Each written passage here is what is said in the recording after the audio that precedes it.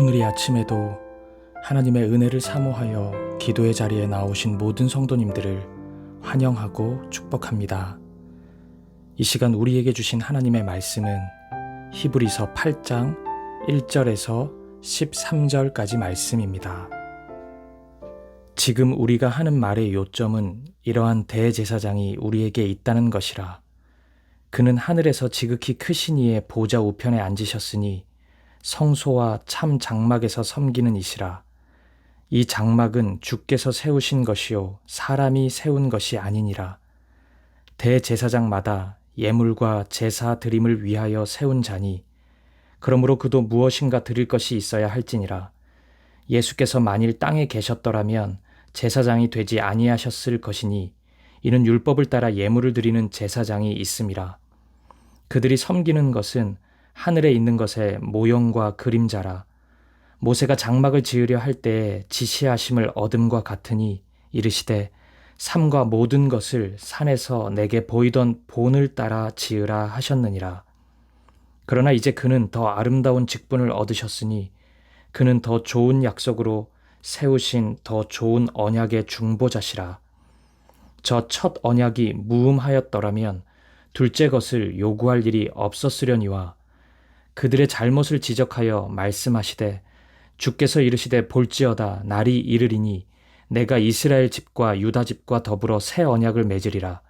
또 주께서 이르시기를 이 언약은 내가 그들의 열조의 손을 잡고 애굽 땅에서 인도하여 내던 날에 그들과 맺은 언약과 같지 아니하도다. 그들은 내 언약 안에 머물러 있지 아니하므로 내가 그들을 돌보지 아니하였노라. 또 주께서 이르시되 그날 후에 내가 이스라엘 집과 맺을 언약은 이것이니 내 법을 그들의 생각에 두고 그들의 마음에 이것을 기록하리라. 나는 그들에게 하나님이 되고 그들은 내게 백성이 되리라. 또 각각 자기 나라 사람과 각각 자기 형제를 가르쳐 이르기를 주를 알라 하지 아니할 것은 그들이 작은 자로부터 큰 자까지 다 나를 알미라. 내가 그들의 불의를 긍휼히 여기고 그들의 죄를 다시 기억하지 아니하리라 하셨느니라. 새 언약이라 말씀하셨음에 첫 것은 낡아지게 하신 것이니 낡아지고 쇠하는 것은 없어져 가는 것이니라. 아멘. 오늘 본문은 어제까지 살펴보았던 히브리서 7장을 요약하는 것으로 시작합니다. 먼저 본문 1절은 우리에게 있는 대제사장이 하늘에 계신 지극히 크신 이의 보좌 우편에 앉으셨다고 말씀합니다. 여기서 지극히 크신 이는 하나님 아버지이시고 보좌 우편에 있다는 것은 왕 대신 하나님의 모든 통치 권한을 위임받았다는 의미입니다. 즉, 우리에게 있는 대제사장 예수 그리스도께서 이 세상을 다스리시는 왕이시라는 선언인 것입니다. 이렇게 생각해 보시죠. 왕이신 예수님이 자신의 집인 하늘의 보좌로 우리를 초청하셨습니다. 그런데 원래 그 집에 방문할 수 있는 초청 대상자 선정이 매우 까다롭거든요. 그래서 우리가 가는 도중에 여러 가지 장애가 있고 불편함이 있을까봐 예수님이 친히 가이드가 되셔서 우리를 안내하면서 하늘의 집으로 인도하는 것입니다. 왕이신 예수님이 제사장이 되신다는 것은 바로 이런 의미를 가지고 있는 것입니다. 그리고 이러한 일이 가능한 이유는 하나님께서 우리와 새로운 언약, 새로운 약속을 맺으셨기 때문입니다. 성경은 하나님과의 약속을 언약이라고 부르는데 첫 번째 언약은 애굽에서 탈출하자마자 맺은 언약이었습니다. 이것을 우리는 구약시대에 맺은 언약이라는 측면에서 옛 언약이라고 부릅니다. 옛 언약의 핵심은 이것입니다. 이스라엘 입장에서의 책임이 있습니다. 그것은 하나님의 말씀을 잘 지키는 것입니다. 말씀대로 철저히 살아가는 것이 이스라엘에게 약속이었습니다. 그리고 하나님 편에서의 책임은 이스라엘을 보호하는 것이었습니다. 영원히 이스라엘과 함께하는 것이 하나님의 약속이었습니다. 함께 출애굽기 19장 5절과 6절을 보시겠습니다. 세계가 다 내게 속하였나니 너희가 내 말을 잘 듣고 내 언약을 지키면 너희는 모든 민족 중에서 내 소유가 되겠고 너희가 내게 대하여 제사장 나라가 되며 거룩한 백성이 되리라. 너는 이 말을 이스라엘 자손에게 전할지니라. 그런데 너무 슬프게도 이 언약이 깨어지게 되었습니다. 하나님 편에서 문제가 있었기 때문이 아니었습니다. 이스라엘이 하나님의 말씀을 따르지 않았기 때문입니다. 하나님은 공평하시고 정의로우시기 때문에 이스라엘의 언약 파기를 묵인할 수가 없으셨습니다. 이렇게 옛 언약은 파기되고 말았습니다. 그러면 하나님과 하나님의 백성과의 관계는 이렇게 끝나는 것일까요? 아닙니다. 하나님은 다시금 새로운 언약을 맺으십니다. 그리고 다시 맺게 될 새 언약에는 첫 번째 언약인 옛 언약에서 우리가 도저히 지킬 수 없었던 한계를 극복할 수 있는 은혜의 조항들이 삽입되었습니다. 그것은 우리가 약속을 지켜야 하는 것이 아니라 우리의 의무까지도 하나님이 다 지켜주시겠다는 약속이었습니다. 새 언약의 내용은 이렇습니다. 말씀에 순종할 수 없어서 우리에게 나타나는 모든 죄의 문제를 하나님이 대신 감당해 주시겠다는 것입니다. 로마서 6장 23절에 의하면 죄의 결과는 죽음입니다. 죄는 하나님의 말씀에 불순종하는 것입니다. 그래서 하나님의 말씀에 불순종한 우리는 더 이상 하나님과의 관계를 맺을 수 없는 죽음에 이를 자입니다. 그런데 놀라운 일이 벌어집니다. 하나님께서 우리가 감당해야 할 이 죽음을 독생자 예수 그리스도를 통해 대신 감당해 주신 것입니다.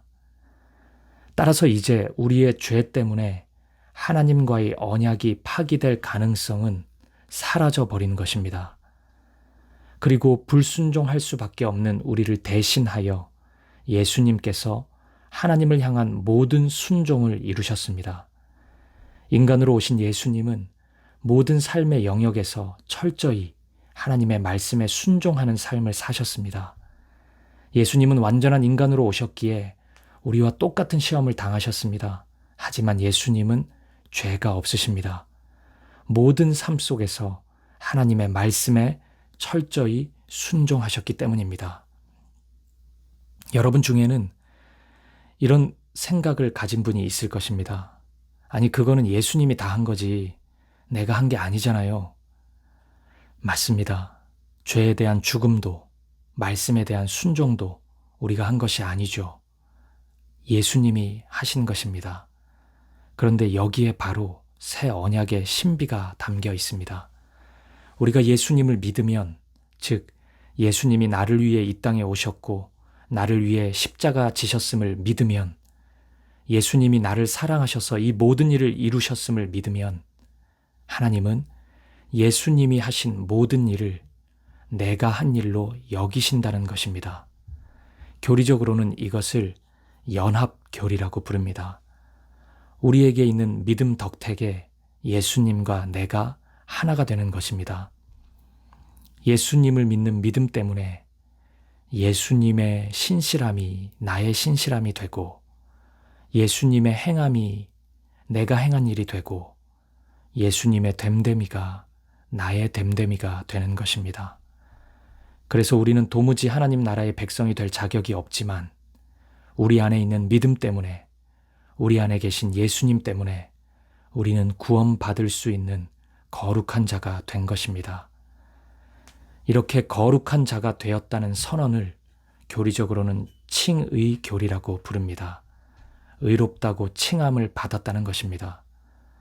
예수님을 믿는 믿음 때문에 우리가 의로운 자로 인정받았다는 것입니다. 우리의 행함이 아니라 예수님을 믿는 믿음 때문입니다. 하나님은 우리 안에 있는 그 믿음을 마치 엄청난 것처럼 여겨주시는 것입니다. 따라서 새 언약은 모든 약속의 성취를 이루신다는 신비하고 아름다운 약속입니다. 그래서 오늘 본문 6절이 옛 언약에 비해 훨씬 더 좋은 약속이라고 말씀하고 있는 것입니다.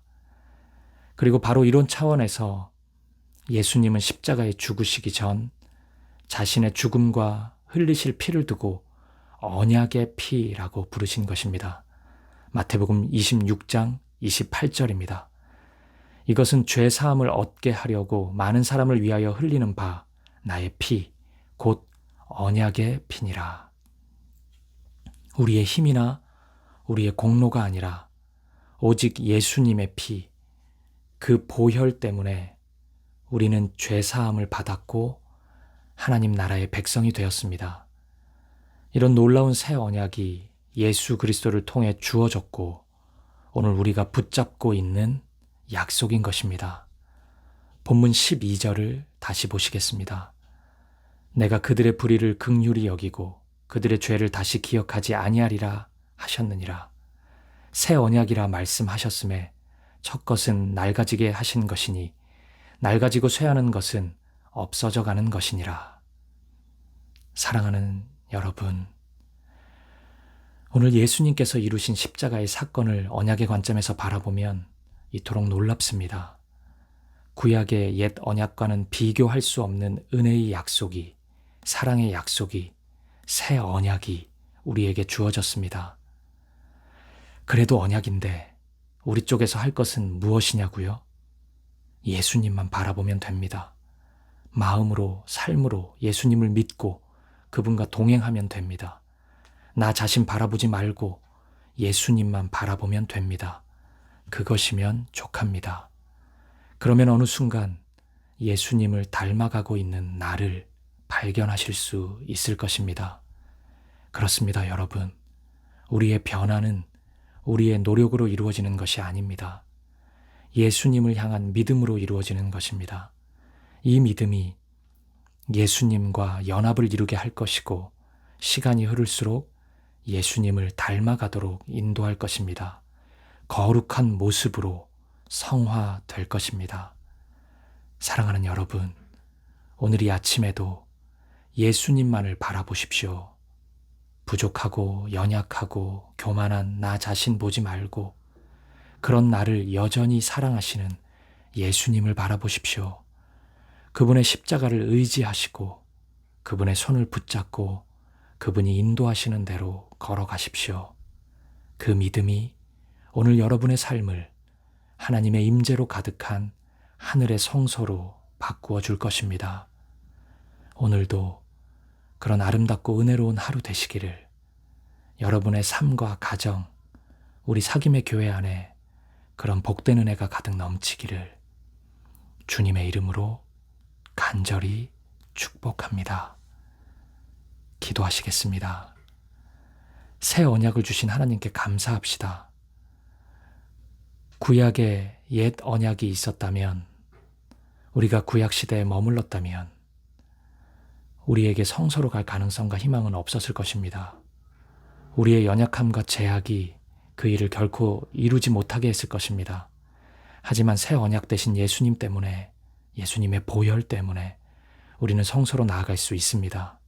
하나님, 우리에게 새 언약을 주셔서 감사합니다. 내가 아닌 하나님이 모든 것을 이루어 주시겠다는 놀라운 약속을 주셔서 감사합니다. 감사의 기도를 드립시다. 두 번째 기도 제목입니다. 그래서 오늘 하루도 우리를 주목하지 말고 예수님만을 바라보는 믿음을 구합시다. 우리 힘으로 성소에 갈 수 없습니다. 우리 힘으로 구원 얻을 수 없습니다. 그것은 옛 언약입니다. 오늘 우리에게 허락된 새 언약을 단단히 붙잡읍시다. 예수님 안에 거하게 하옵소서. 예수님의 보혈을 의지하게 하소서. 예수님과 동행하게 하소서. 그래서 오늘 우리의 삶을 하나님의 임재로 가득한 하늘의 성소로 바꾸어 주옵소서. 간절히 기도하겠습니다. 그리고 마지막으로 우리의 개인의 기도 제목을 놓고 우리의 가정과 우리의 자녀들, 우리의 사랑하는 이들을 위해, 우리 사귐의 교회를 위해, 우리 민족과 열방을 위해 간절한 마음으로 한 마음과 한 뜻으로 기도하며 나아가겠습니다. 함께 기도하시겠습니다.